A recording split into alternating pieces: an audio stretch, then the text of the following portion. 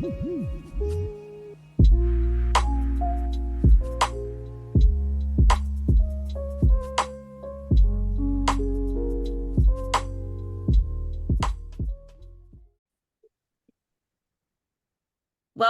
to Remembering the Podcast. Today we have a guest with us, Craig Meriwether.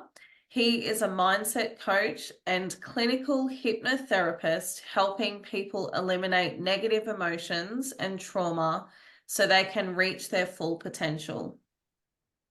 Craig is a certified clinical hypnotherapist, medical hypnosis specialist, neuro-linguistic programming specialist, and founder of Arizona Integrative Hypnotherapy, helping people eliminate the negative emotions and limiting beliefs that may be keeping them from reaching their full potential. For over 12 years, Craig has been helping people heal from early childhood trauma, helping cancer patients with pain control, veterans with post-traumatic stress disorder, students with test anxiety, entrepreneurs with confidence, athletes with peak performance, and anyone who may be dealing with overwhelm, fear, and anxiety. Craig is also founder of Divinus Arcana, hypnotherapy for spiritual healing, helping people heal with past life regression therapy, spirit world regression, and connecting people with their spirit guides and ancestors. So thank you, Craig, for joining us today. Natasha, I really appreciate your invitation to be on your show. We've been kind of going back and forth for a couple of months scheduling, and I've been really looking forward to this. This is the fun conversations I love to have. So I'm really looking forward to it. Oh, absolutely. Thank you for your time. So can you start us off with a background history of where you've come from, how you got into this to where you are today? Sure. And like a lot of people who get into the more therapeutic fields to help other people, this started with my own hurt and pain, my own depression and anxiety I was struggling with as a teenager.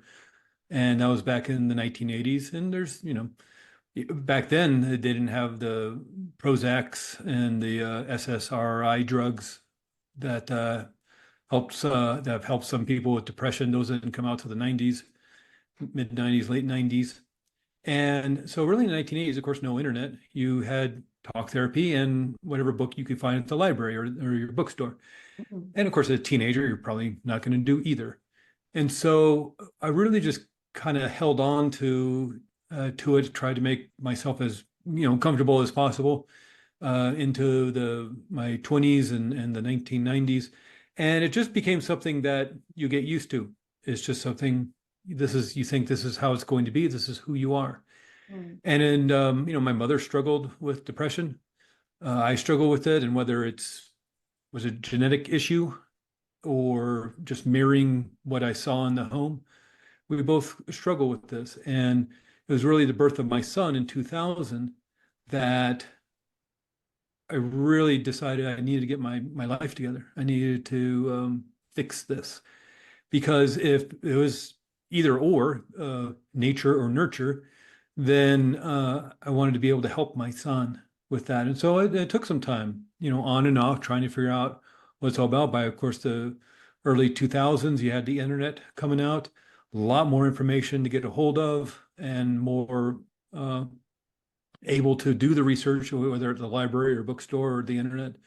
And I started working with the techniques and the strategies and the exercises about anxiety and depression. And after some time of working on myself, I woke up one morning, I noticed I hadn't been depressed in a while.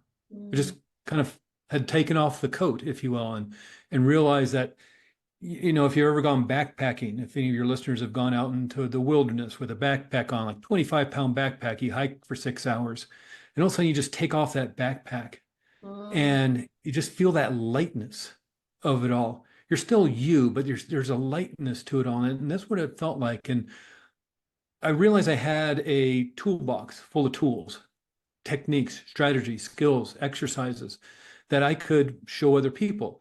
And in wanting to kind of spread the word about what I've learned, I met a few people at my son's school. We were all friends. They also wanted to do their own work out in the world. We kind of came up with a mastermind group to encourage each other, to offer advice, to inspire each other. And I ended up joining a book contest, writing contest with Hay House back in Mm. 2010, I guess, about depression. So I started writing a book about depression. One of those kind of contests that starts with 500 people, and the next month it's down to 250, and then the next month it's 100, and then 50, all the way down till it's about 5 people. And I made it into the last round, Mm. and which was very exciting because it meant that they were encouraged by the subject matter. They knew that it was important to be out there. And while I didn't win the contest and therefore the publishing contract, uh, they did say I came in a close second. And I was invited to be in a compilation book called Pearls of Wisdom with Jack Canfield and Marcy Shimoff and some other people that were on the Hay House roster in promoting that. I started doing some telesummits back in the day. You did telesummits, and which led to my own podcast. And because I've always had a heavy interest in spirituality since Mm. I was a kid, I grew up in the Episcopal Church while also going to a Baptist-run school, which are Mm. sometimes alternating viewpoints, which can be quite confusing for a child. Yes. When I moved into the 1990s, into my 20s, and moved to Santa Cruz, California to go to UC Santa Cruz, University of California, Santa Cruz, it opened me up to a lot of different cultures, a lot of different ways of thinking and believing and, praying and worshiping. And so not just things like music and dance and food, but just way to express your spirituality. And so I started investigating a lot of stuff and really realized that I loved that kind of knowledge. Mm. And I don't know if you'd call it experimentation, but what is Japanese Zen Buddhism all about? What is Sufism from Turkey all about? And exploring these different things. And felt like I grew a lot. With the birth of my son, we moved to a small town in Arizona called Flagstaff up in the mountains, Mhm. where there's a lot of Native American culture. Mhm. And so I learned a lot, and it also intrigued me a lot. And one of the things that really helped me with my depression and anxiety was hypnotherapy.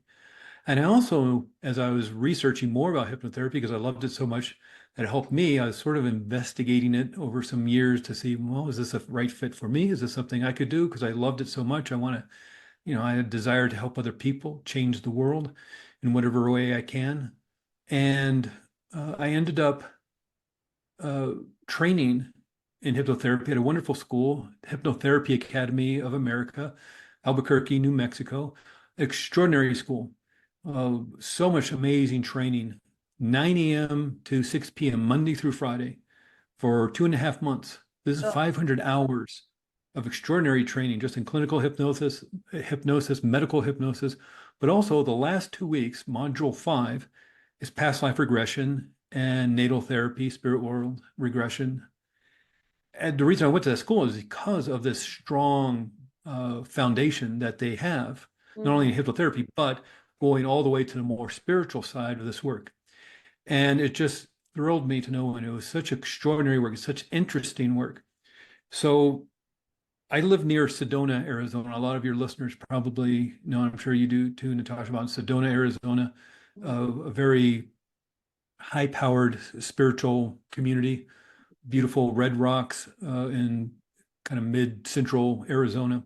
Mm. And I decided I felt I should brand myself a little away from the spiritual side because there was so much of that work happening near me. Mhm. And I wanted to more legitimize this work because there is a lot of baggage around the word hypnosis, Mhm. especially around the spiritual side of hypnosis, of doing past life regression. And so I wanted to focus on the more clinical side, medical hypnosis, dealing with trauma, kind of how you introduced the show. But what it's always interested me is the spiritual side of things. And so I kind of started this offshoot, this secondary uh, aspect of the work I do, and to kind of differentiate it, I wanted to do a different name. And so I call that part of it Divinus Arcana, which is Latin for sacred mystery. I tend to pick the most difficult to remember and difficult to spell names for my businesses, but between Arizona Integrative Hypnotherapy and Divinus Arcana, but it looks good on a t-shirt. So I thought that was kind of cool. And it's just, I love doing this work. It's extraordinary to facilitate somebody. And what's different about what I do and is I help you have your past life regression. I'm not telling you what your past lives were. You experience it for yourself. You experience the spirit world for yourself. So a lot of times people will, maybe they go to Sedona or they go to a sacred site, maybe in whatever part of the world you live in, and find somebody who does this work. And for some money, they'll tell you over the course of a half an hour, two or three of your past lives. And that's interesting. Maybe it's even helpful and useful. But I find it more healing, more insightful to experience it yourself. And that's the work I do. I facilitate this work for you. I kind of lifeguard the situation, as if you will, as you swim in the pool of the spiritual energy, to be poetic about it. And it's extraordinary. It's extraordinary to help people with that. And so it's really stems from a lifelong curiosity to discover more about spirituality, whether it's my own heritage of, Craig Meriwether, you can't get more English than that. I think 95% of my, genetics point to the United Kingdom, whether it's English or Welsh or Scottish or Irish, and maybe a little bit of French and a little bit of German. And so I backed away from that for a long time, the Episcopal Church, the Baptist Church of America, and explore these other things. But I'm finding myself drawn more towards that now, more of my heritage and my ancestors. And I think a lot of the work I've been doing has helped me do that, reclaim that for myself. So, Oh, yeah, that's amazing. Very interesting story. yeah, It is amazing to go through and uncover your ancestry yeah, from this realm and others. And yeah, we can go into it more later, but my regression with you was yeah, it's powerful. And I have had the experiences before, but um, like you were talking about experience, it is important for us to experience it for ourselves rather than just getting a reading or having someone tell you. And that has its place as well. But like you were saying, I think we transform the most through our own experiences. And what we're experiencing, we can process things a lot better. So yeah, I love that you mentioned that. yeah. So yeah, did you want to add something or? Well, you let the cat out of the bag. You let the big secret. We last week we did a past life regression together, and that was some of the kind of back and forth we've been doing over the last couple of months in terms of timing. You're in Australia. I'm in America. I don't know the exact time difference, but it's something like a 14-hour time difference. You're a Yes. day ahead of me, and so trying to work all that out with life and family and work and all that. Exactly. But the reason I love doing this, I've done this once before with a podcast host. It's extraordinary to have because now you have something to talk about. It's not just me kind of reading the brochure of this work. You've had the experience of it, and you can come from firsthand. And we did it like this, exactly like this, over Exactly. Zoom. Me looking at you through a screen, you looking at Yeah. me. You just found a comfortable place to be in a Yeah. comfortable chair because it's a long process the way I do it, and it's a 3-hour process. Mhm. And so I follow the Michael Newton protocol of this work. And a lot of your listeners, I'm sure, are very familiar with Michael Newton. He wrote Journey of Souls, Destiny of Souls. Mhm. And really quickly, with Michael Newton and how he came to this work of spiritual regression, past life regression, and he's passed on at this point. I think he passed in 2011. But in the late 60s, I think 1969, he accidentally, as a psychotherapist, was doing some hypnosis work, regressing somebody to deal with some trauma in their early, or what they thought was early childhood trauma. And he, quote unquote, accidentally regressed his patient back to the spirit world, or his patient went all the way back to spirit world. And by that, I mean that life between lives, as Michael Newton describes, or soul realm or spirit world before you incarnate as a body here on earth. So where's your soul in before you incarnate here on earth, or maybe somewhere else, another dimension, another planet? That's a whole, probably another episode right there talking about that. But in terms of Michael Newton and his work, he regressed somebody back to being a soul before incarnating on earth. And he was fascinated by this. And so he spent some time in the early 70s focusing on if he could do it again. And so he specifically worked with people, some volunteers, to say, I'm going to see if I can regress you back to spirit world. And after working with some, few hundred people, he had come up with a protocol on how to move your, what some people call super conscious level of mind, or your higher self, your spirit, if you will, back to soul realm, back to being a full soul before incarnating on earth. And as he was working with people, he noticed that the people he's working with who didn't know each other came from different backgrounds, different ethnicities, different cultures, different genders, were having similar experiences of their time in the soul world. Now, this is the 70s. They're not reading this stuff on the internet. There's no books out there. So they're coming up with this on their own. They're coming from around the country. They did not know each other. And they were having similar experiences. So now he starts researching, well, what's that all about?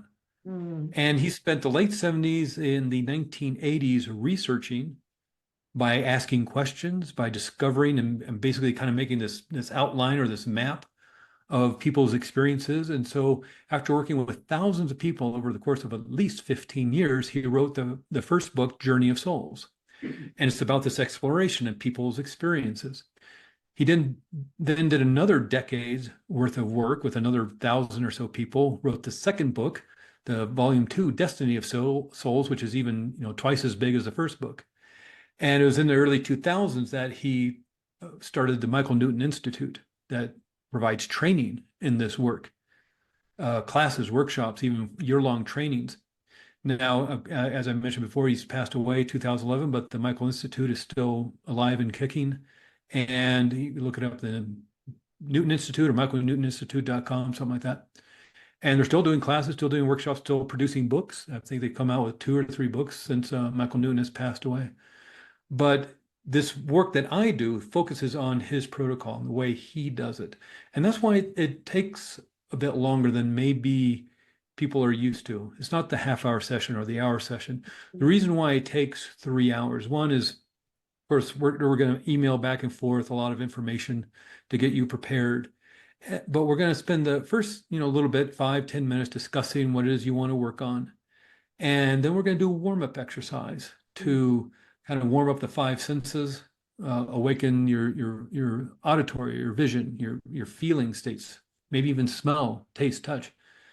And once we kind of awaken the senses, kind of open up your inner sight, we talk a little bit more about the theory behind, and which we could talk about in a little bit if you like, but the theory behind why this works, the science behind past life regression, because there is science behind it, research behind it. And take maybe a little break. This is around the 35, 40-minute mark. We take a bathroom break, water break. And then for the next some 2.5 hours, 2 hours, 45 minutes, we're doing the past life regression, a spirit world regression.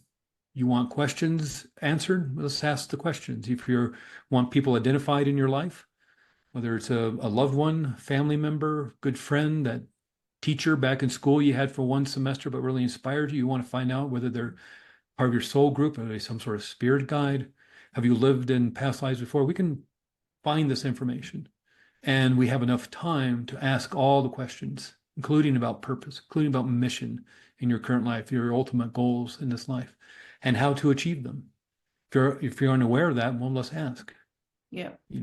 And that's why it ends up being this extraordinary, insightful, this discovery of your purpose, your mission, as well as very healing.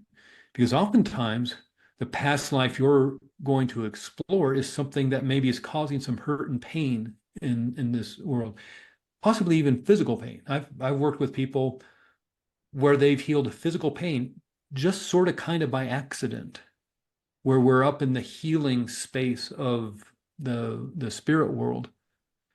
And there's a point where we're healing, energetic healing, spiritual healing, whatever it needs. And there's a point where we do a disconnecting of the cords, Mhm. pull out the cords of the anxiety, the anger, the hurt, the pain that maybe have connected you to these past lives. And this one person I was working with, unbeknownst to me until we were emailing each other a few days later just to check up on, how it was going. And she told me, it was like, while she's in the healing space, she had her guides help her pull out the cord that was causing her hip pain of some 2 decades. That the doctors, the physical therapist, nobody could figure out why she had this constant pain, this chronic pain, and pulled out the cord, gone. And I Yeah. didn't even know she was doing it. She didn't talk about it. She didn't mention she had this pain. It's just when she was in the healing space, she saw, oh, I'm going to heal this. And on her own, using the help of her guides, she asked permission, or not permission, but help from her guides to heal this. And they helped her. I didn't even know it was happening. Mm. And so it can be extraordinarily healing. Again, that's why, I'm not here to fix anybody. I'm not here to tell you what your past life was or how it applies to your current life. You're going to figure that out yourself. You're going to find the insights.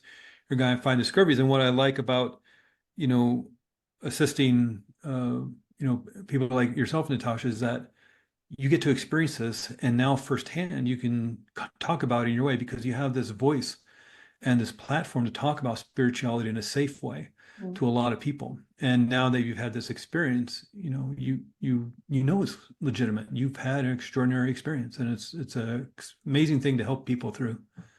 Oh, Yeah. yeah, 100%. And the way that the whole lead up to your session, like the pre-work that you put in to make sure that clients feel comfortable, they're ready, they understand fully the process, um, even through the warm-up.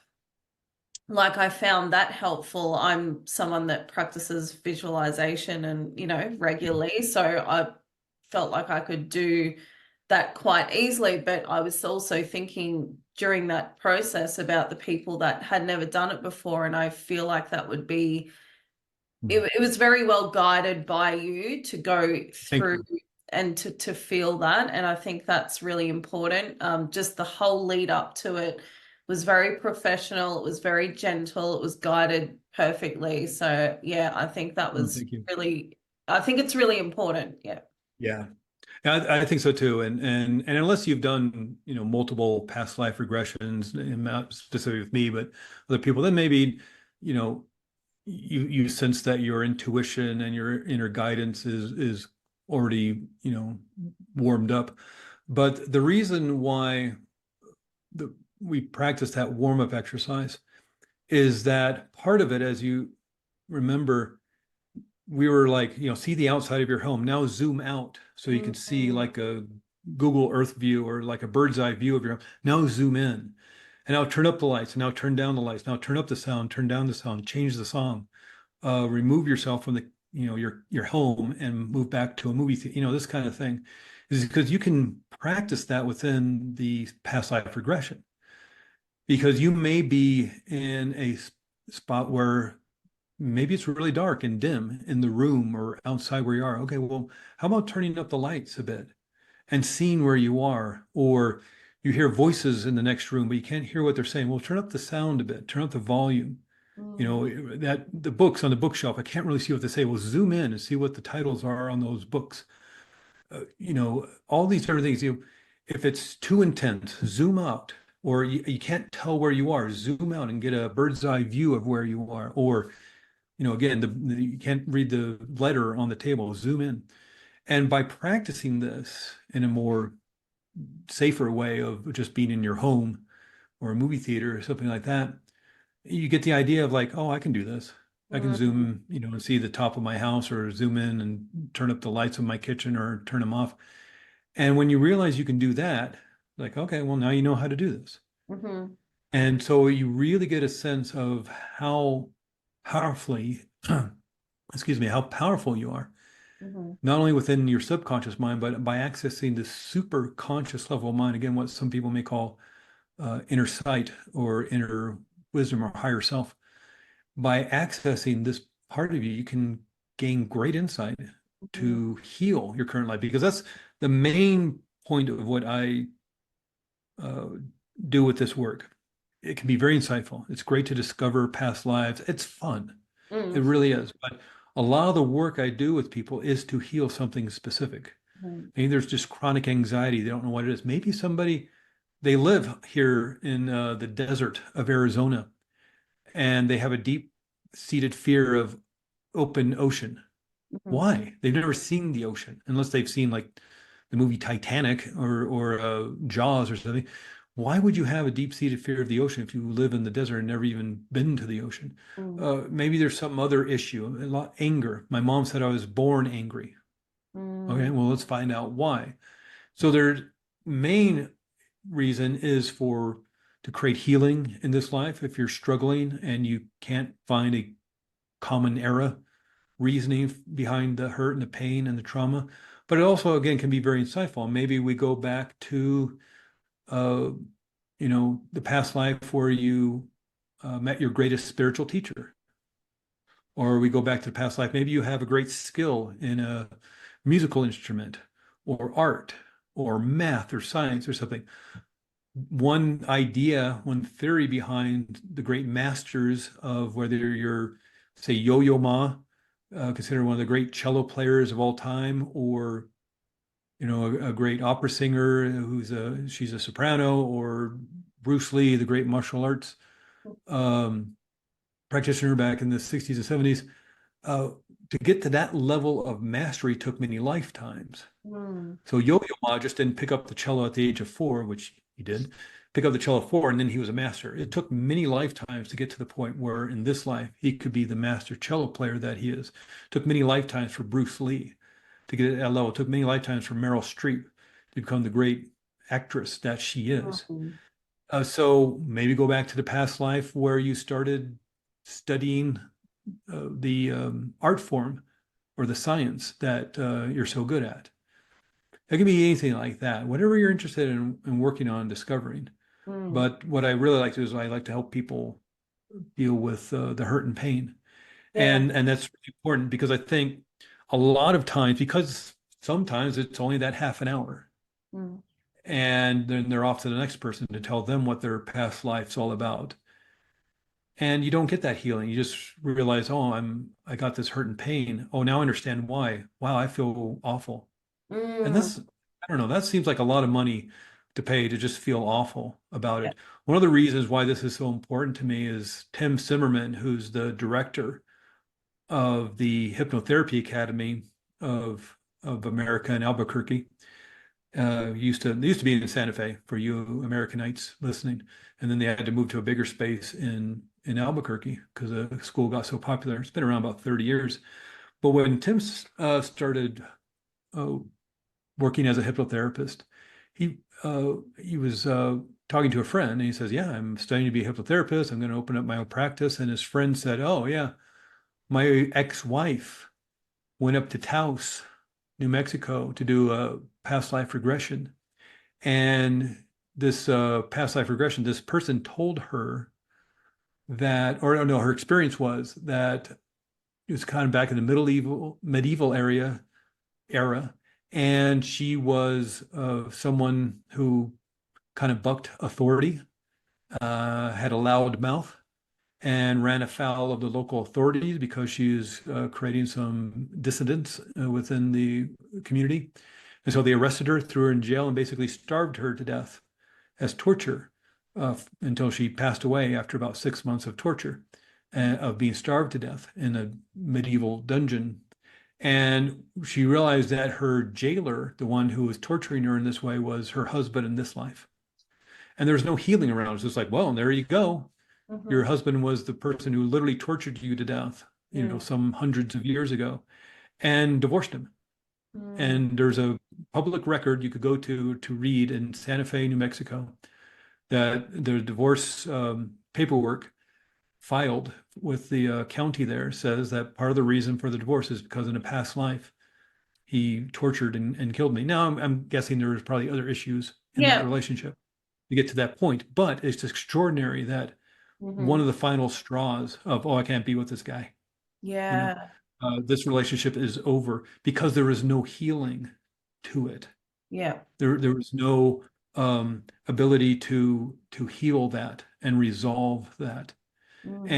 and it destroyed the last straw destroyed a relationship, and Yeah. so that and that was some I don't know, a decade ago when I heard that story, and that stuck with me because the healing part of this is what's most important. The information is extraordinary, but Hmm. it's really about the healing.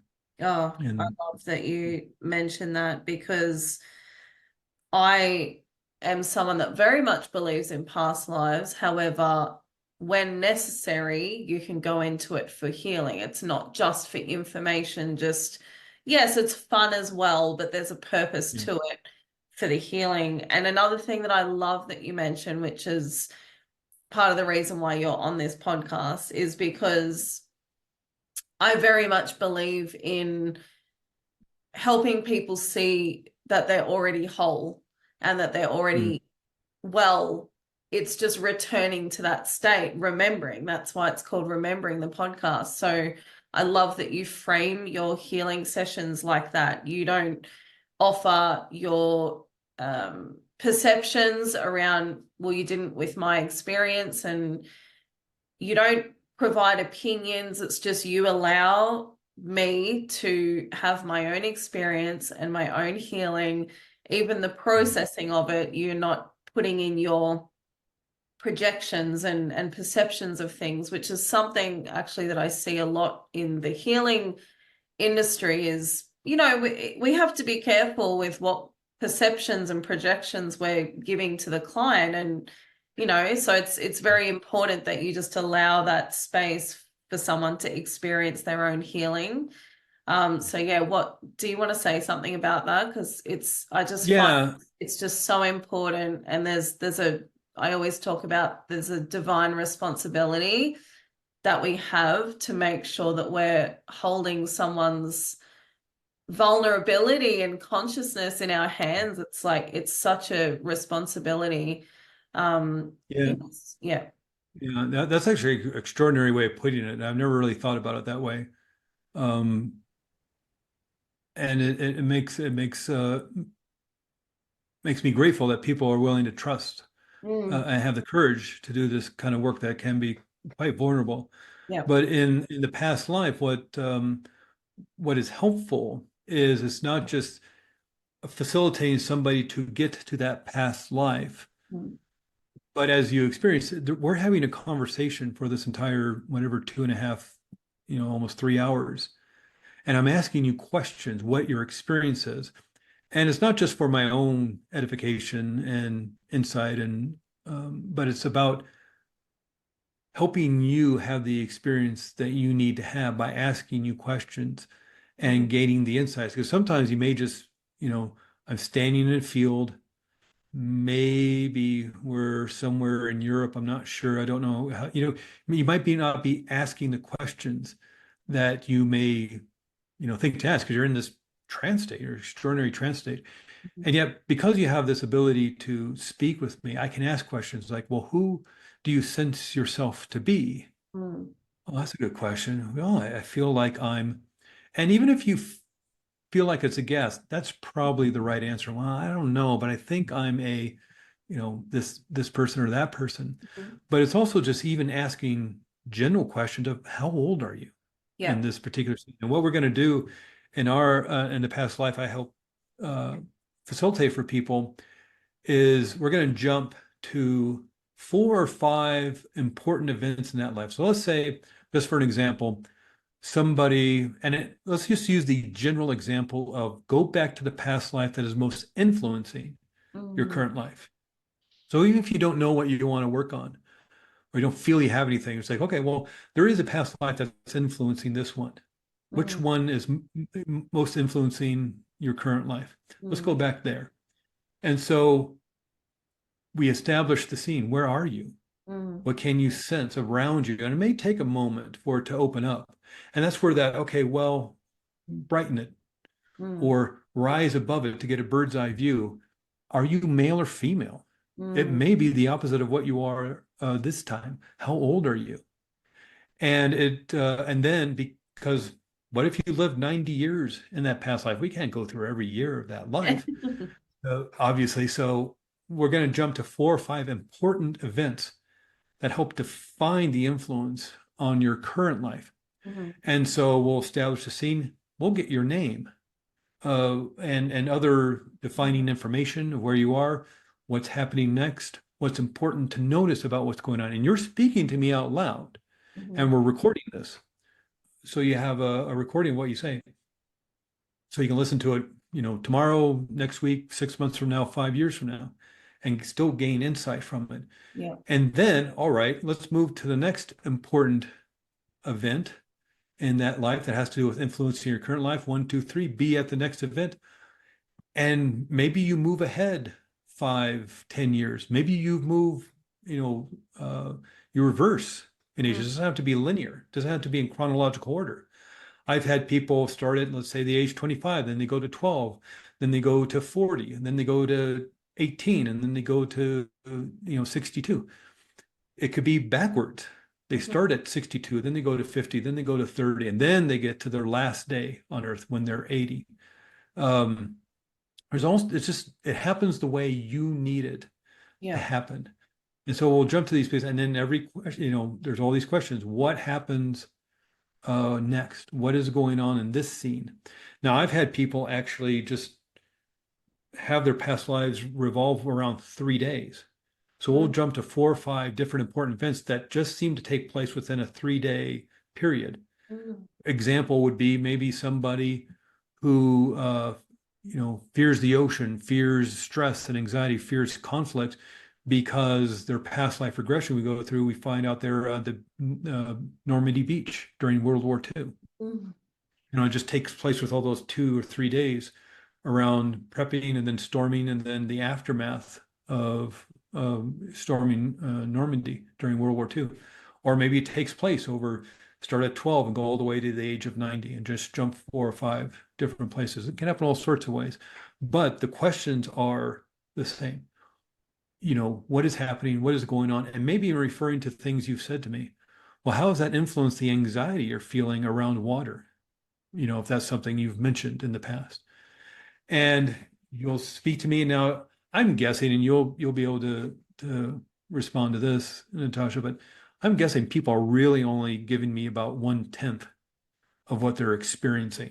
Oh, yeah. Well, I'm in a large room and it's kind Yeah. of big and there's this oak table. It's like, yeah, but they're not, you know, it's like explaining your living room.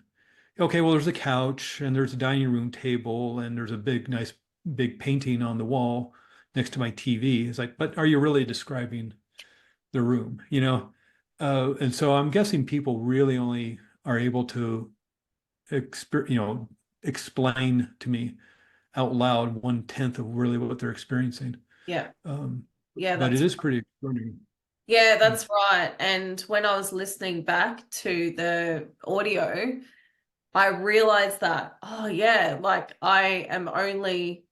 it's only through my experience that I can remember all the detail, but what I'm saying is only a tenth, maybe even less of the information that you're actually experiencing.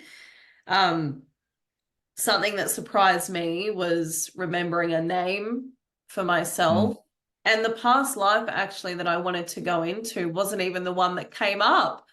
And Yeah. I felt when you were emailing me and saying, what do you desire to go into? And I felt like a kid in a candy store. I was like, oh, I could know this and I could know that I could go into this. So I was like, I had to really sit with what I wanted to uncover because there's so many things that I would have loved to have gone into. But the one that I intended to go into wasn't the one that came up for me. Mm. Um, so I wanted to go back to a past life in Lemuria, which it did come up anyway, slightly, but the one that was uh most probably important for me to tap into now was this druid priestess from the 1600s Mm. speaking to the stones in Stonehenge. And I remembered Yeah. her name, I remembered her age. There were parts, and I did want to ask you about this and to Mhm. explain this to the audience as well, because and I've heard this from other people, and even I experience portions of it. Oh, I don't know if I'm making this up, but this is what's coming to me. So I Yeah. think, yeah, I'd love to hear you explain more about that, because I know that going into this and others that I've spoken to that, yeah, I'm not really sure if I'm making it up, if it's just in my imagination. And, Yeah. I did feel this, but it's one thing that I find very interesting. But again, going into the world of intuition, and, we're having to learn not to question certain things that are coming up, because these are realms and information that we used to have once back in ancient times, but have lost. We're returning to this. So can you please speak into a little bit about that, the questioning and yeah, I'd love to hear what your take is on that. Yeah, and it kind of comes down to the Carl Jung theory behind dreams, or more specifically, your daydreams and the way you imagine. Because there's a great story that it's probably apocryphal and didn't really happen, but it gives an idea of what I'm talking about. In that this in gentleman had a really strange, weird dream, and somebody recommended that he go to Carl Jung, the great psychotherapist back at the turn of the century, and to have his dream analyzed by Carl Jung. And so he goes to Carl Jung and he explains this strange, wild dream, and Carl Jung is very fascinated. They talk about it, and so Carl Jung says, "I want you to come back next week, write down your dreams, and we'll talk more about it and see how it all connects together." And so the next week, nothing happened. The guy didn't dream again. He's sitting in the park right before his appointment to Carl Jung. He's like, "I don't know what I'm going to do. I'll just make something up." And so he writes down in his journal, he just makes up something about being chased, maybe down the street by a blue wolf under the pink moon or whatever he writes down. And so he goes to Carl Jung and he discusses this dream of his. And Carl Jung's very excited and they talk about it and the meaning behind it all. And he's okay, I want you to come back next week and just write down whatever dream you might have. Guy doesn't dream again. He's sitting in the park. He's really upset. I don't know what I'm going to do. I got his meeting with appointment with Dr. Jung.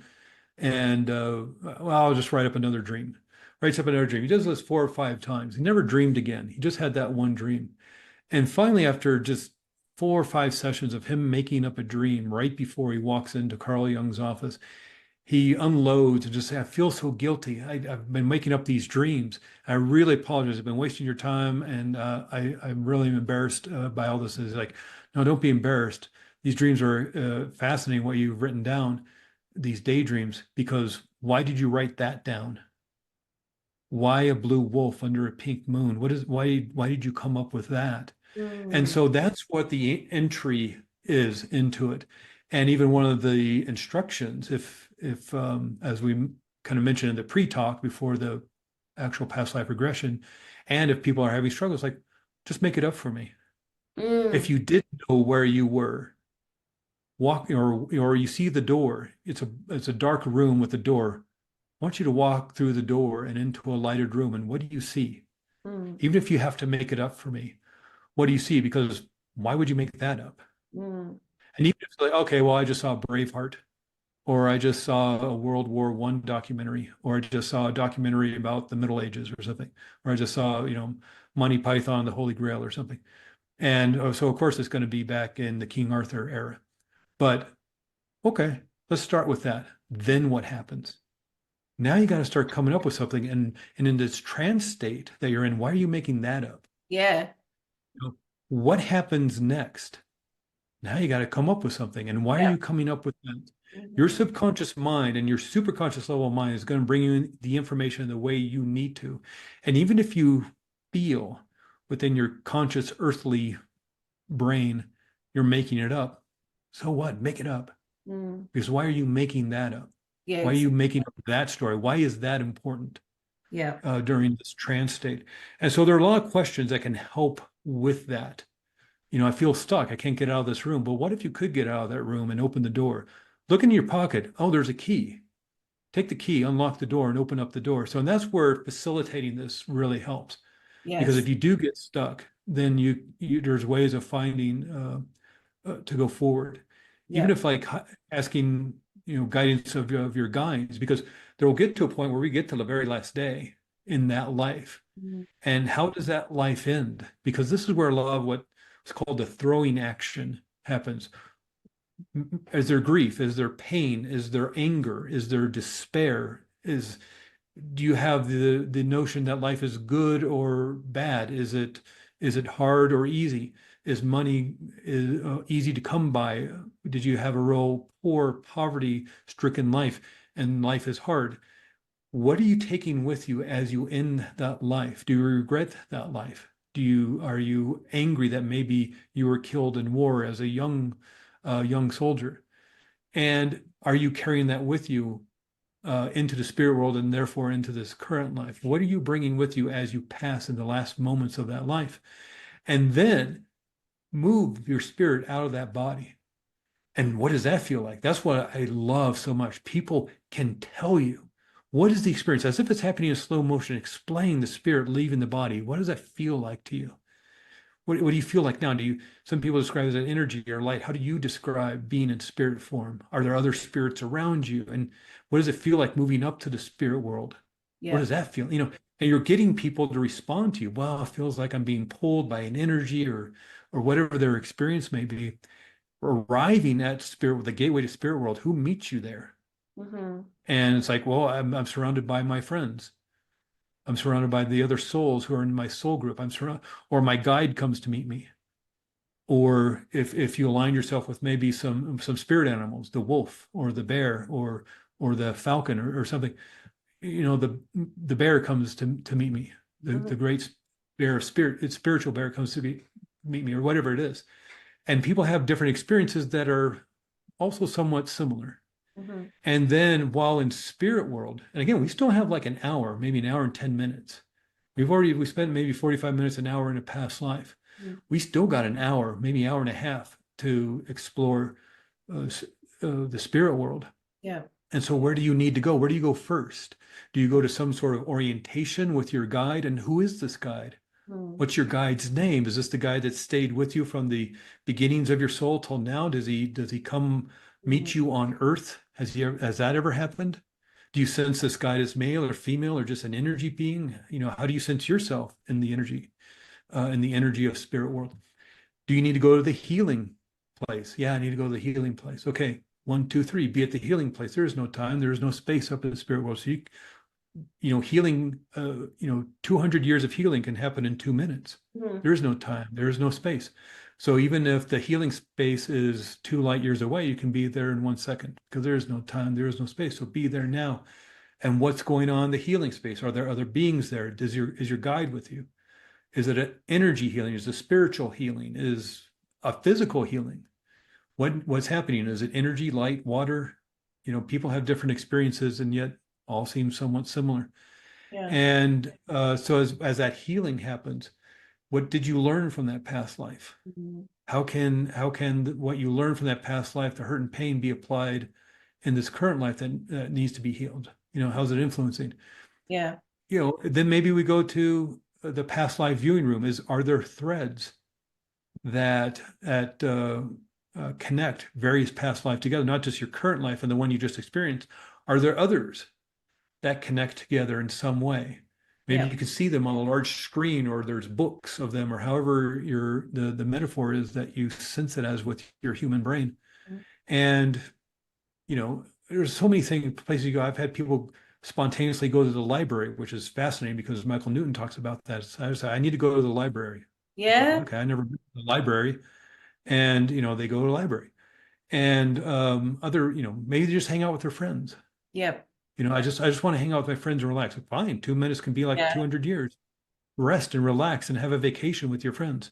Where do you go? What are your friends? What does their energy look like? What are your friends' names? What are your spiritual name? Oh, that's what's so incredible. So you can get your spiritual name. Yeah. And but then we always end up towards the end of the experience in the current life selection room, if you will. And why this life? Why this time period? Why born the year you were born? Why do you live? I mean, there's lots of places to live. Why did you pick Flagstaff, Arizona? Why did you pick Sydney, Australia? Why did you pick Paris, France? Why did you pick to live, on the outskirts of the Serengeti? Mm. Why did you pick these places? How does that help you? Why did you pick this gender? Do Mhm. you often pick this gender? Is it 50-50 split? Is it more often you're this gender or that gender? Mhm. And why? And you Mm. get the answers. It's extraordinary. But also, what's your purpose in this life? What are you here to do? Yeah. What is your main goal, your ultimate goal? What is your mission? And how are you going to achieve that? What action steps do you need to take? And who in this current life was in that past life? Yeah. Is there any connections? Are they related to your spirit group, your soul group? This Mhm. kind of group that moves with you, sort of like you become a new soul. You get born as a new soul, and then you get into this group in kindergarten. And from kindergarten, you all move together, growing, developing, Yeah. learning, all the way up to getting to your PhDs together. And you come to Earth, and maybe you play different roles for each other to help that learning and the growing.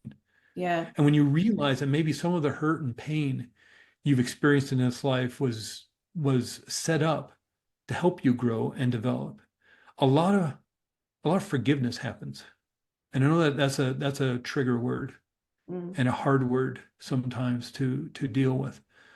But especially when you've experienced a lot of hurt and pain and trauma, if you could just imagine wrapping your head around the fact that maybe somebody who wasn't so wonderful, Yeah. wasn't so nurturing, what if they took on that role to help you grow and develop into the person you are now? And Totally. that's extraordinary to think somebody, you got to play the villain. Someone has to play Darth Vader, you know, someone Exactly. has to play the stormtrooper. And so extraordinary that somebody would care enough Ah, to be that person and play that role. And that's a hard one to swallow. That's a hard one to wrap your it head around. is. Yeah, but I It's love really it. Yeah. interesting. I love But that you mentioned that because it's something I talk about as well. It's like, when we're talking about government bodies and things like that that's happening in the world, it's like, can you imagine choosing that role for the sake of waking up humanity to their own power? Like, yeah, yes, I know it's a hard pill to swallow, and thank you for bringing up forgiveness too, because I think it's the way that it's been framed and the mm, way that people understand what forgiveness is the difficult part to swallow. But when we understand really how to move through it and get there and perceive it, it doesn't become so difficult. But there is a process, of healing to get to that point. We yeah. have to allow things to move through us and to really heal it. But yeah, I love that you Well, mentioned. I mean, can you imagine you're having the big meeting up in the spirit world about who's going to play what part and what, or like drawing a map on the whiteboard. Okay, here's what we're going to work on in this life. And somebody, the director is handing out the roles like it's a community theater Yeah. project or something. And you open up your script, you're like, Judas, Yeah. what? I don't want to. What do you mean? I do what? And or yeah, imagine, okay, we need somebody to play Judas. You're going to be vilified for all of eternity. Who wants to play that role? It's like, Exactly. or your friends take one step back. And you're like, oh, I guess it's Yeah. me. Um, Like, should imagine I if not? that, yeah, imagine it. Talk about trust and courage and Oh, vulnerability to like, okay, you if this is the what needs to happen for learning and for growth and for development, and then again, that's a hard one to wrap your head around yeah. sometimes because there is extraordinary trauma, there's Yeah. extraordinary pain, Hmm. people hurting other people, and it's hard to wrap your God, what if is that happening on purpose? What is going on? Yes. And a hard one to it hurts to It hear does. about it, and then it's like, God, what if somebody volunteered to do that? My God, it's hard one to, like I said, it's hard one to wrap your head around. Yeah, it Yeah. is. And Real mind twist. it's not that we condone behaviors here, but it's helping us to understand and perceive it on a different level, and to move through it ourselves, because forgiveness is really about you letting yourself, opening up yourself to experience everything that is. It's not really about condoning or letting other people off the hook. It's actually about the self, which always, but I And wanted and again, it's hard. It's very triggering to, because there is a lot of hurt and pain. There's physical abuse, there's yeah, emotional abuse. And if you've been in a situation, if you're listening to this and you've been through something horrendous like that, it's not a scapegoat or saying you should shrug it off or exactly. automatically just forgive. It's a hard one, Yeah, but it's just also, you know, there's so many ways we choose to learn and grow, and it's not to excuse no, the evil that's done in the world, but it's also a head scratcher too, yeah, because just, and I know Christianity can be a trigger as well, but just to going back to that hmm story doesn't happen without Judas, yeah, and so how did that whole thing happen? And isn't he? It becomes a mind twist. Well, wouldn't that make him the greatest disciple? yeah, And that's a hard one to come across too if you've grown up in the Christian church yep, and you were Episcopalian, then you went to a Baptist school and you're trying to wrap your head around that one. exactly. And I'm not saying I have all the answers or I can explain everything, but just, maybe it becomes more empowering. Yeah. You And I don't, think you're when you, not the victim. You're not yeah, the victim. Doesn't mean it doesn't hurt. And it doesn't mean it wasn't traumatizing, mhm, but maybe you're not a victim, yeah, you know. I don't know. I don't know if yeah, that helps. yeah, totally, totally does. And I think when we go through the natural process of healing, naturally letting go of our trauma, like feeling the trauma, like, moving through it in the correct way. If we want to go to that next level of healing, then, forgiveness and compassion and understanding is, Yeah. it's a natural step to go towards when you're ready, but it doesn't go, you don't go from heavy trauma straight to forgiveness. It's, there's a, Yeah, yeah. Oh, no, no, no, no. And it often creates more questions than answers, maybe. yes, For every answer you get in your past life and spiritual regression, maybe you come up with 10 more questions. yeah, yeah, Yeah. exactly. Um, Mm.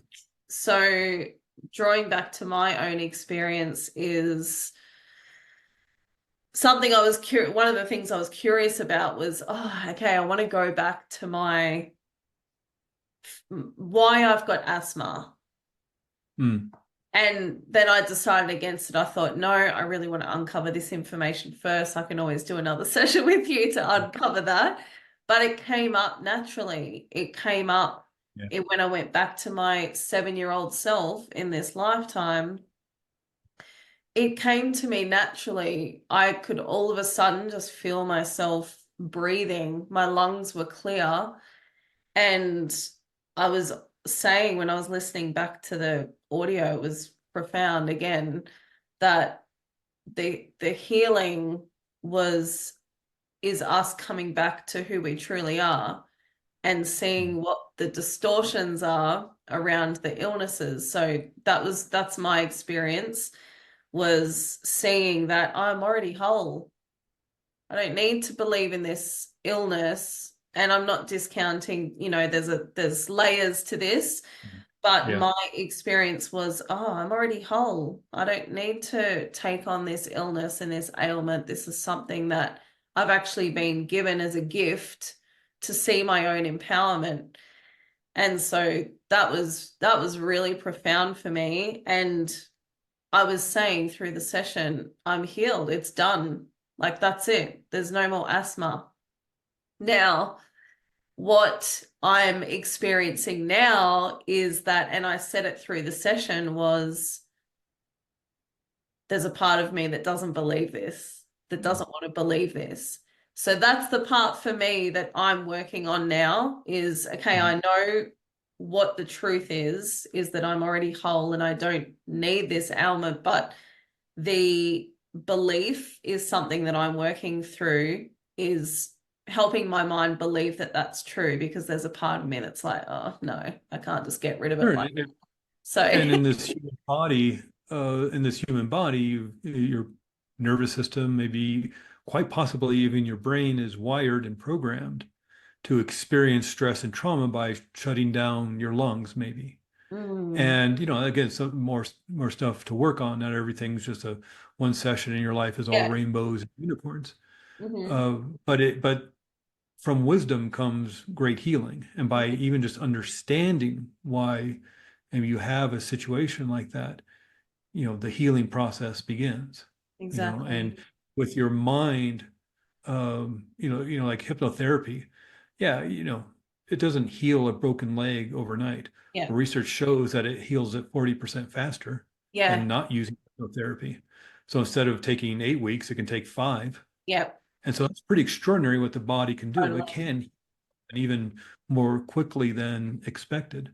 Yeah. And I And knew it in my body. I knew it. Like it was a knowing, like, no, I'm healed. I don't need, it's simply my belief that is stopping me from fully healing from this. And that's the process that I'm integrating after our session is coming back to that belief. Um, yeah, so yeah, it's so fascinating and so empowering. But I want to go into some common fears that people may have leading into this kind of therapy. And one of them I'd love you to touch on as well is someone might be very nervous to go into potentially a past life that's triggering and they might yeah, feel yeah. like they're stuck in that space. So what's your way of kind of Yeah. helping navigate through that?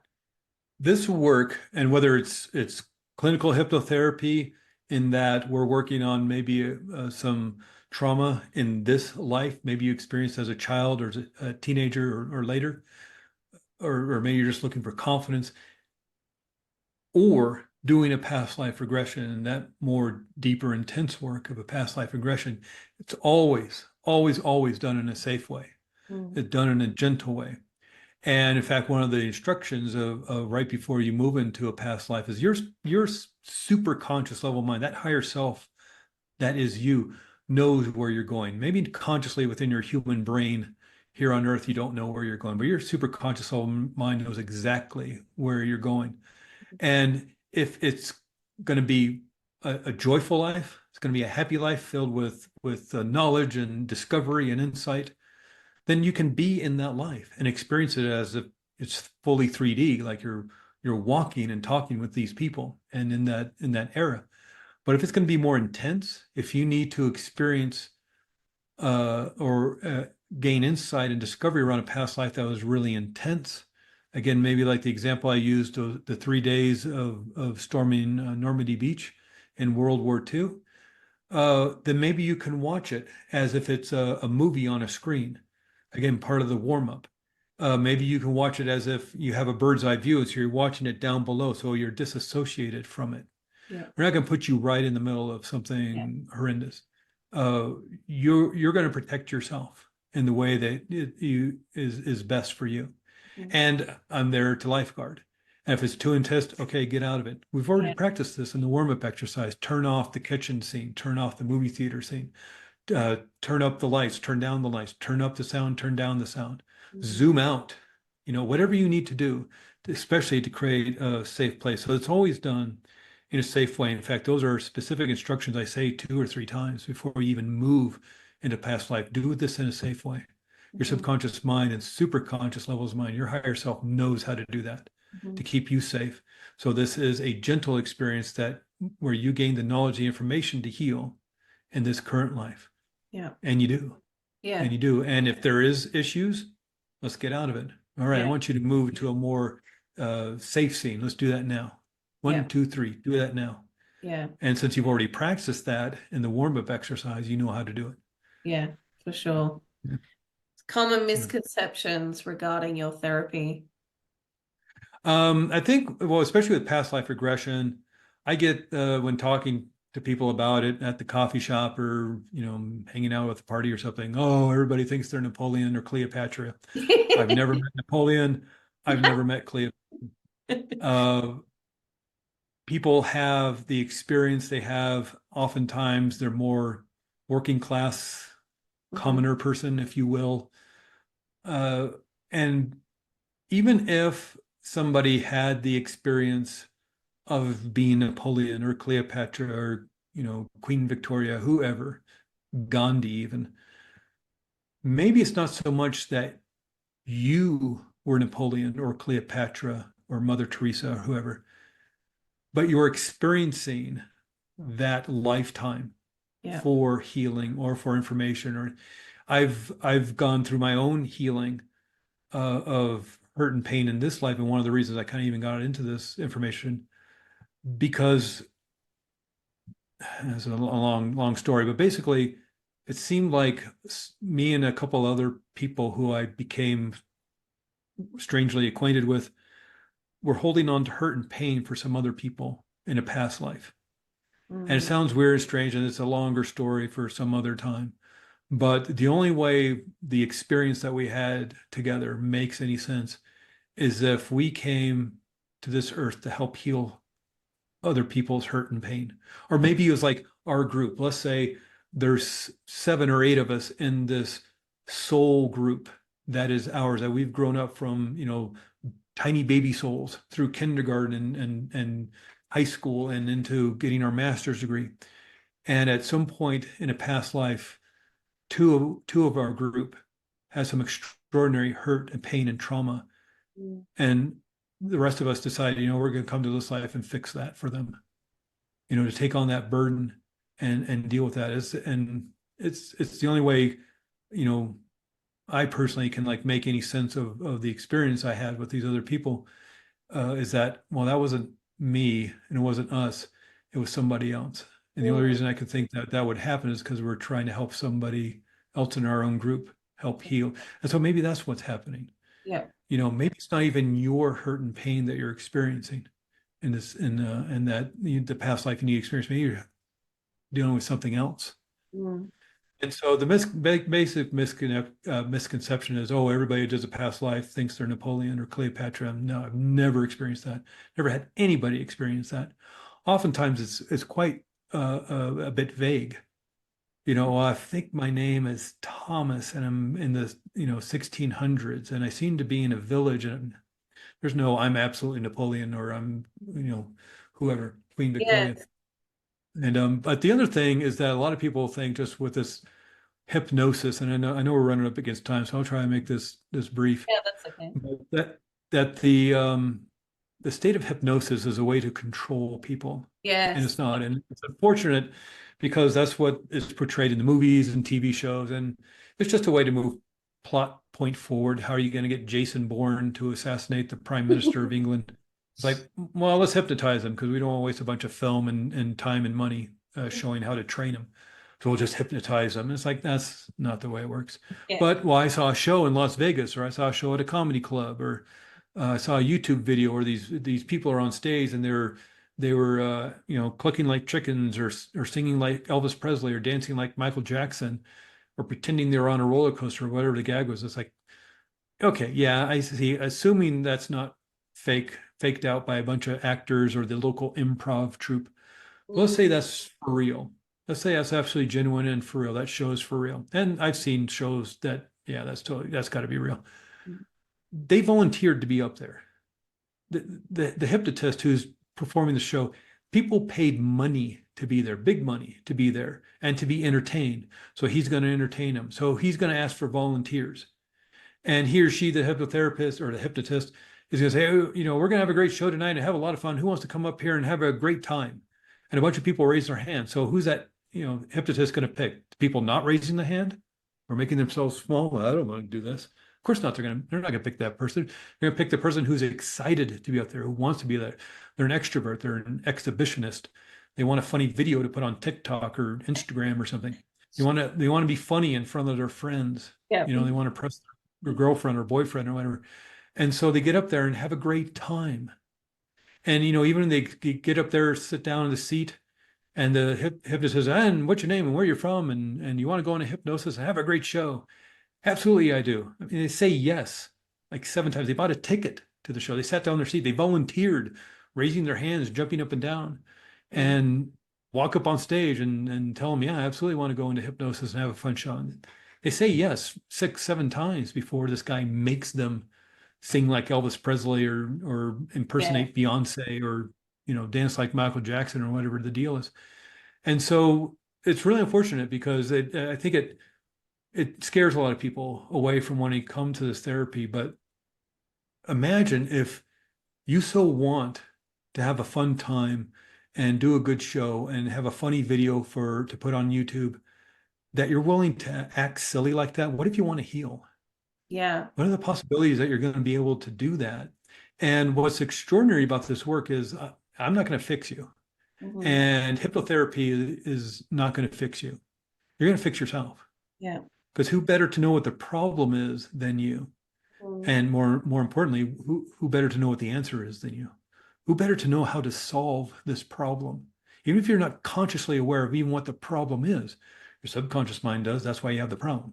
That's why Yeah. you feel the anxiety or the anger or the overwhelm or the worry or the rage or the fear every time somebody raises their voices in the office next door to yours at work and you cower because maybe there's a lot of yelling in your home growing up. Your Hmm. subconscious mind knows what the problem is, and more importantly, it knows what to do about it. Mm. And that's why I don't fix it. I facilitate people healing themselves. Yeah. And I'm not going to give you your past life. Do Yeah. that yourself. I'm not going to do the hard work. You do the hard work. Yeah. I'm tired. I'm 57. I'm not going to do the hard work of telling you what your past lives are. You experience Yeah. it yourself. It's It's funner not, that way too.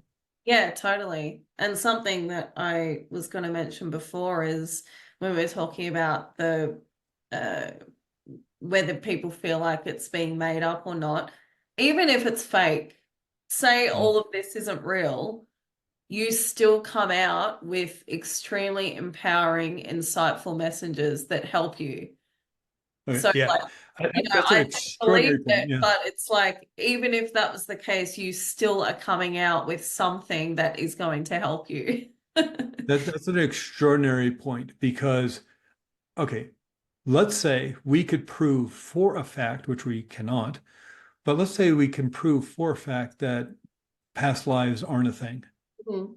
Well, why are you experiencing that? Well, then that's your Yeah. subconscious mind's way of needing to heal in this life. Again, it's the Carl Jung thing. Well, why'd you make that up? What healing can you achieve from this metaphor or this symbolism or this allegory or this storytelling that you're doing? What healing, what insights, what discoveries? How can you grow and develop because of the archetypes you're going through as used by your subconscious mind? That's the minimum. Mm. You're going to heal just because your subconscious mind is granting you this ability to create these archetypes and heal through this storytelling and this metaphor and this mythology. Well, what if it's real? And according to some of the research that's coming out, it's quite extraordinary. Again, this is probably a whole nother show, Yes. but you know, the ancient wisdom keepers talk about the third eye. They talk about this inner sight, and what research has come out in the last decade or so is a part of the brain that seems to be associated with that is the pineal gland. And of course, a lot of information about the pineal gland. I'm not going to go on and on about it, but really quickly, the pineal gland is the main task of the pineal gland is melatonin production, your circadian rhythm, so you can get a good night's sleep. But there's these crystals in the pineal gland. Look this up. Go Google pineal gland crystals. And through the extraordinary scientific advances of the electron microscope, we can see these crystals within pineal gland, millions of them. And if you were to take a hair out of your head, these crystals are 1/20th to 1/100th of a micron of a human head of hair. So these things are extraordinarily tiny, but there's no evolutionary need for these crystals. They don't help with melatonin. They have nothing to do with melatonin. But what we know is that applying pressure to these crystals, like so many other crystals in the world that are in your watch, that Mhm. are in your phone, in your computer, or whatever electronic in your car, it conducts electricity. It can create electromagnetic field. The crystals within your pineal gland, when applied pressure through breathing techniques and circulating the cerebral fluid, will create pressure and create an electromagnetic field within your brain, which then kind of gets big and then it implodes upon itself and then it gets even bigger. And what this effect does, according to research, I'm not making this up, or it's not wishful thinking, research has shown that this electromagnetic effect creates a transducer uh, kind of protocol. And a transducer back in the day back in the 1970s, 1980s, when I wanted to watch a TV show, I wanted here in America, we're watching Cheers and MASH and Happy Days. I knew at Tuesday at 8 o'clock, I needed to watch Happy Days. And so I turned my TV to channel 10.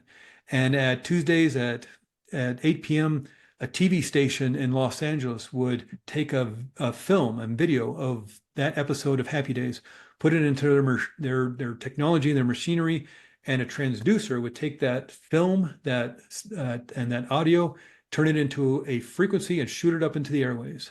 And then at Tuesday at 8 o'clock, I would turn my TV to channel 10, and the antennas on the top of my house and in my TV would vibrate just microscopically to the same frequency as that episode of Happy Days, draw it into my TV, which has a transducer, and that transducer would turn that frequency back into image and back into sound. And now I get to watch Happy Days or Cheers or MASH or whatever the show is.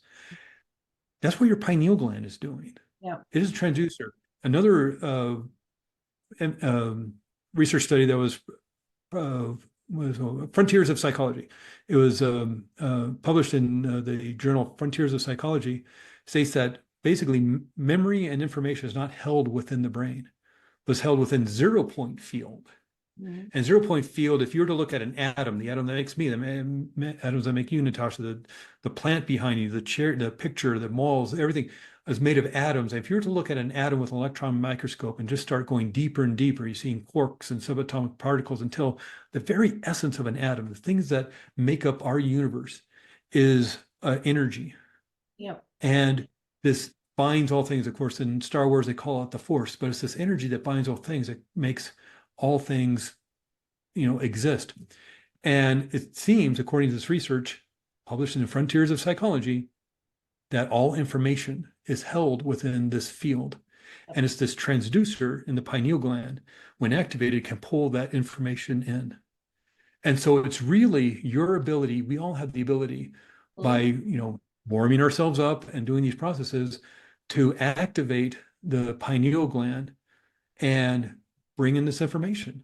And by knowing how to turn the channel to the right TV station, as in go back to the past life that is most influencing your current life, or go back to the past life where I met my greatest spiritual teacher, or go back to the past life where I created this talent to play the cello. Whatever channel I want to go to, I'll bring in that information. And it's extraordinary because this isn't just me making it up or pretending or I'm writing a science fiction novel. The research is out there.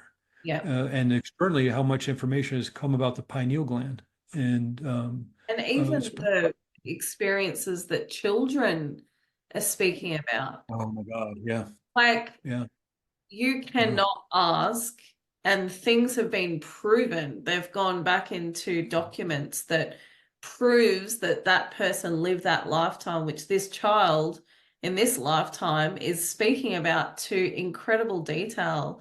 So that in itself is just, it's... Yeah, a lot of books out there that follow, research, find those books about children in past lives. Yeah. And they'll even villages where the kid says, I'm this person, that person. They go to the next village 200 miles away. And they're like, yeah, that person died 10 years ago. And this 8-year-old boy knows all the information. It's extraordinary. It is absolutely extraordinary. And I like it that you were saying before, thank you for bringing the science too, because I had that written on my notes here and I forgot to bring it up. So that's, it's great information. Going back to quickly the practice over lifetimes, that's something that I've experienced too. And what I experienced in your session was another confirmation of that, is that I've been practicing the work that I do now. I've been practicing for lifetimes in different ways, different embodiments. So it's just and that's what's interesting, especially around the theory of if this what we're experiencing here on Earth in our human form is a computer simulation.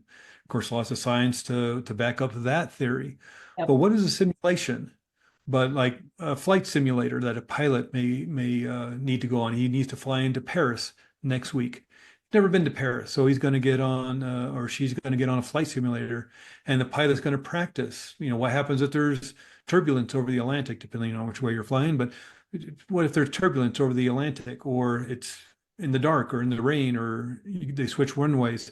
They're going to practice all these various scenarios so that when they actually need it, it's there. They have the knowledge, the training, the understanding.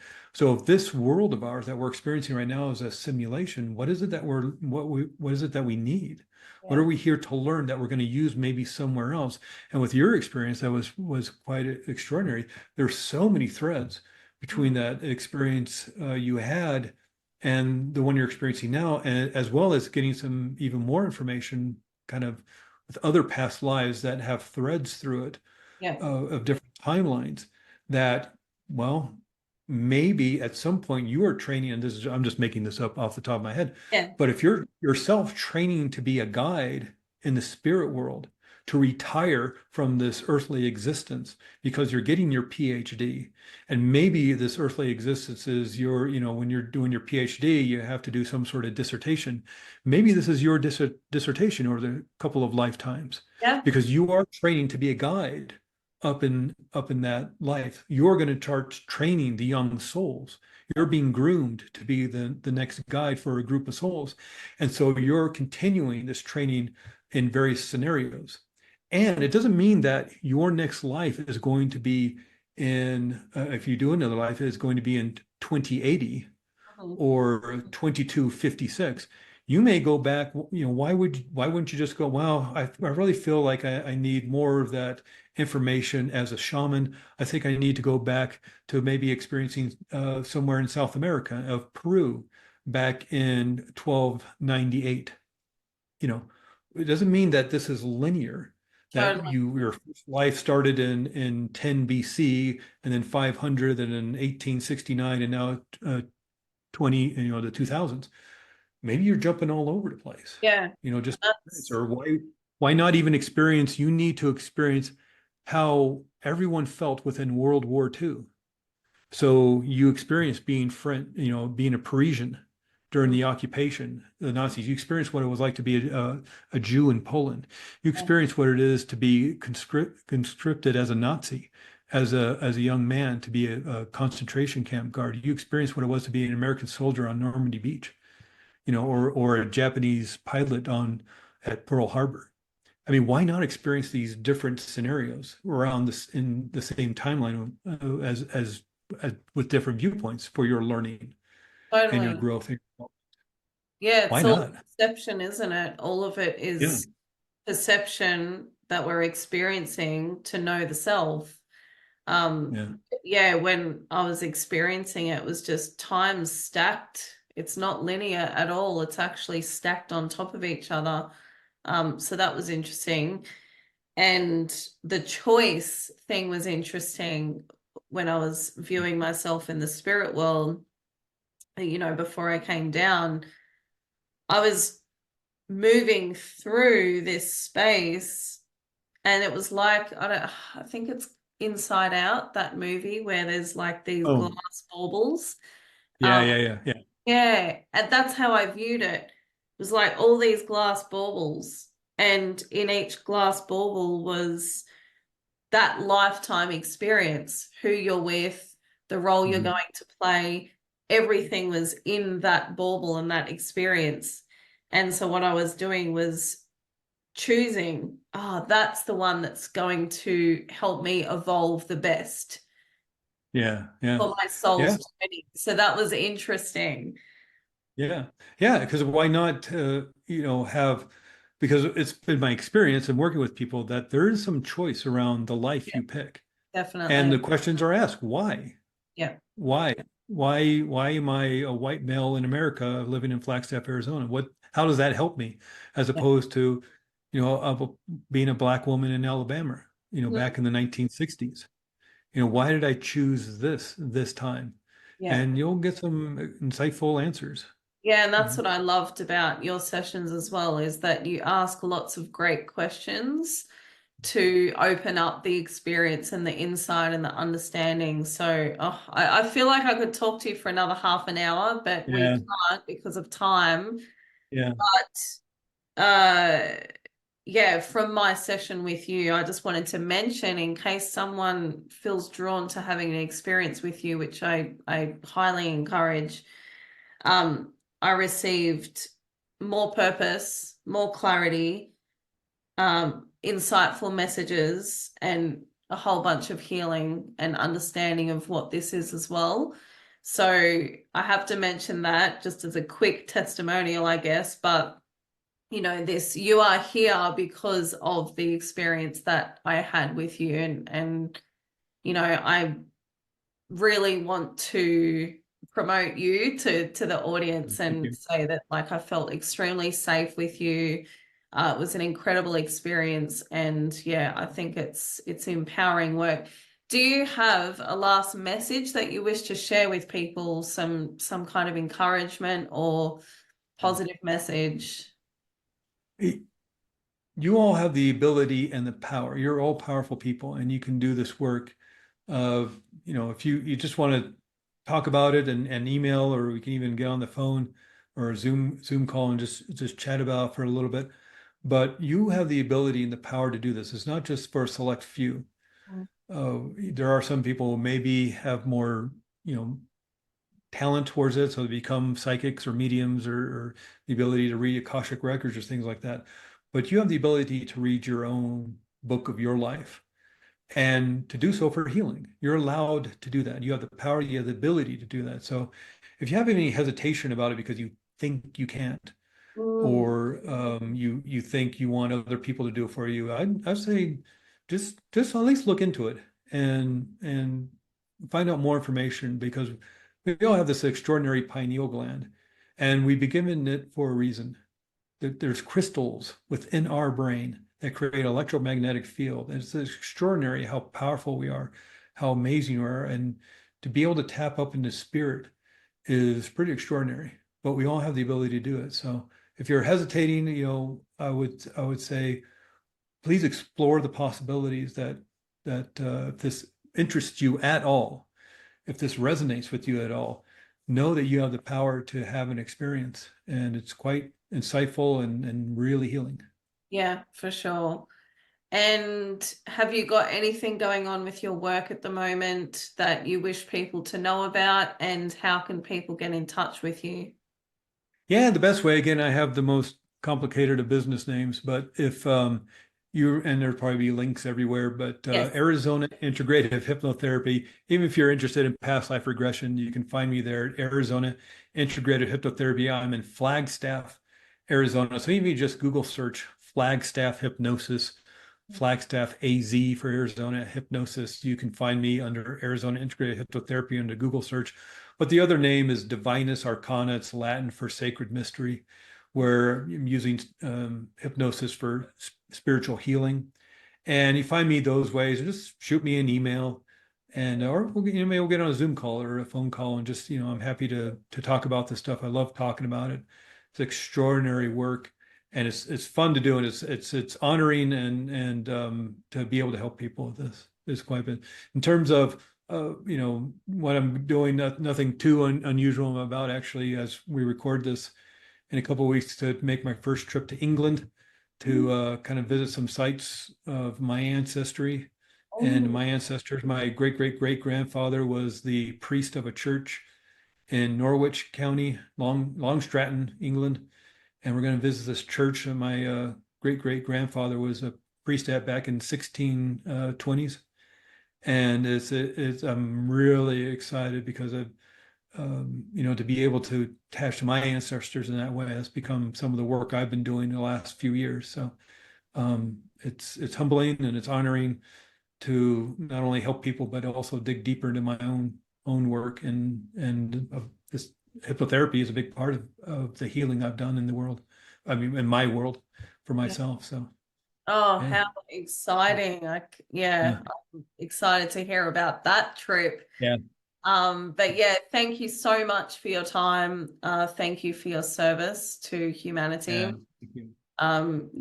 The way that you work is with such deep integrity, and I really honor that in every healer who is serving in the way that you are. So thank you for that. Thank you. And yeah, thanks for being a part of it. Yeah, you're welcome. Thank you, Natasha. I so appreciate not only your trust and courage in doing this past life regression with me, but your vulnerability in talking about it because it's quite a private thing. But I appreciate you being willing to discuss it and talk about it. Yeah, awesome. Thank you. Yeah.